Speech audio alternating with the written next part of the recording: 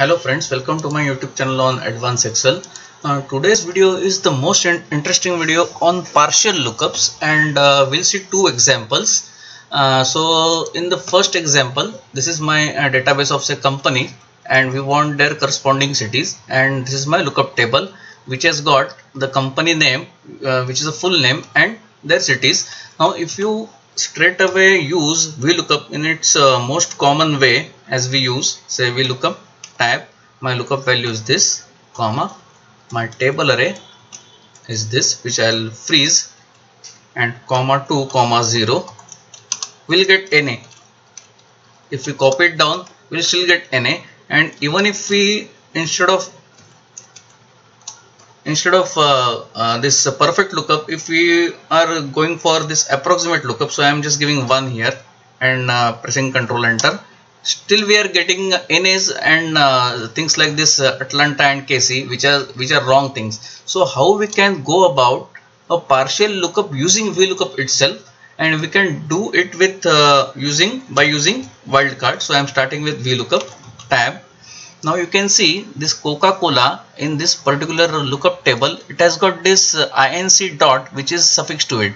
So we are using wildcard, and that wildcard is asterisk.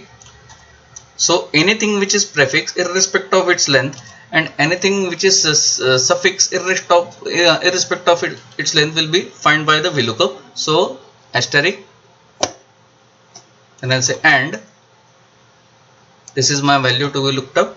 Again I am saying giving asterisk into quotation marks, and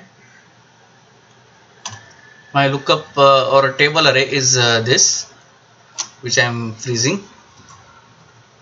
My column number is 2, and we want exact match, and Control Enter, Atlanta. If we copy it down, NY, Calistoga, and NA. Okay, so this is how you can use wildcard with your lookup value to have a partial match. And to get rid of this NA, I am selecting this range again, pressing F2, and we'll introduce if error. So if this formula is fetching error, then give us not found, and Control Enter, and here you have. Okay, and this red color I have done this with conditional formatting. So in VLOOKUP you can use wildcard along with your lookup value, and then you can find out a partial lookup, and we can get those cities, corresponding cities in our lookup table. So this is the first example.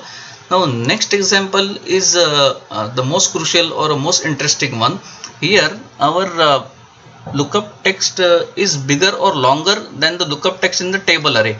So here is my names, here are the names, and these names are bigger than these names in my lookup table. So the result what we are interested in, anywhere where the name or the word John is appearing, the gender will be male. So here it will be male. Then Chantal, we are having this Chantal over here, so it will be a female. Then Sioux will be a female again.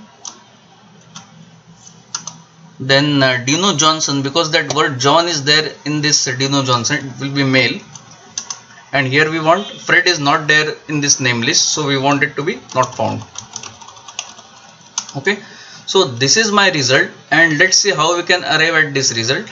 Now the trick is, because these names in my lookup table, they are shorter than my lookup text in the table where I wanted gender, we will try to find out these three names in each of these respective names. And I am going to start with search here. So is equal to search, and we will be performing array operation. So search tab, my find text is all these three names, I am fixing them, comma, my within text is this, and the last argument is surrounded by vertical brackets. So as such they are not relevant in this scenario. So I am completing parenthesis, and Control Shift and Enter, Control Shift Enter, it's giving me 5. Now if I press F2 and press F9, you will see that the word John is first found in this particular data, which is in B16 at position number 5, and the rest two names, that is Chantel and Sioux, are not to be found in that Mr. Jobe. So it's giving us value. So I'm just pressing Ctrl Z and Ctrl Shift and enter. So it's giving me 5. Now we'll prefix this with is number. So is number.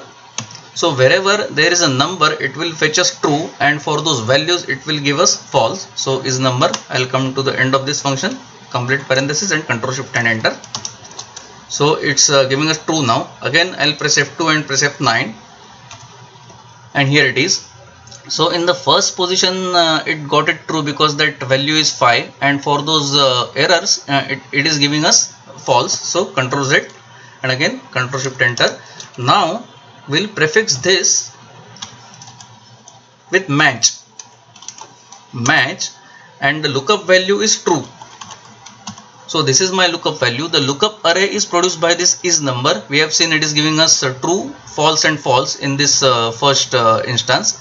Coming to end of this function, and the match type we want is exact match. So 0, complete parenthesis and Ctrl Shift and enter, because we are still doing array operation. So it's giving me 1, because the pattern of true and false is true, false and false. So that true is found in position number 1. So the relative position of that true is 1. So match is producing us or returning us 1. And again we'll now prefix this with index tab. Now array for index is this, that is the list of genders, because that is what my result is. I am fixing this, and comma, and this row argument is fetched by match. Now here what is happening inside all those things, this search has given us 5 and value, then is number has converted those 5 value into true, false and false.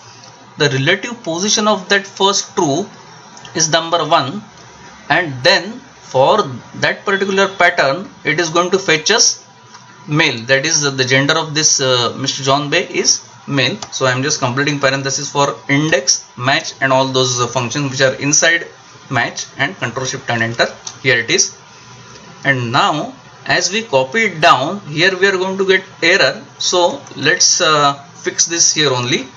So I am pressing F2, coming to the beginning of this function, and we'll say if error tab.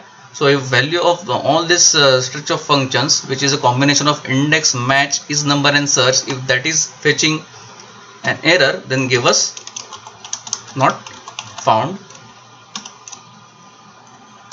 and completing parenthesis, Ctrl Shift and enter, and we'll simply copy it to the below cells. Ctrl V, Ctrl V, Ctrl V, Ctrl V.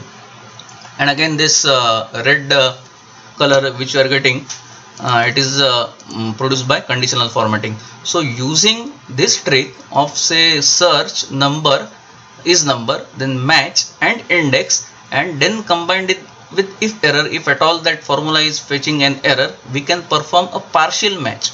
So whenever you are thinking or having a situation where you want to find a partial match, you can go with this approach where you can use index, match and is number and search together. And when you are having a situation where your text is smaller than your text in the lookup table, then you can simply use Vlookup with those wildcards.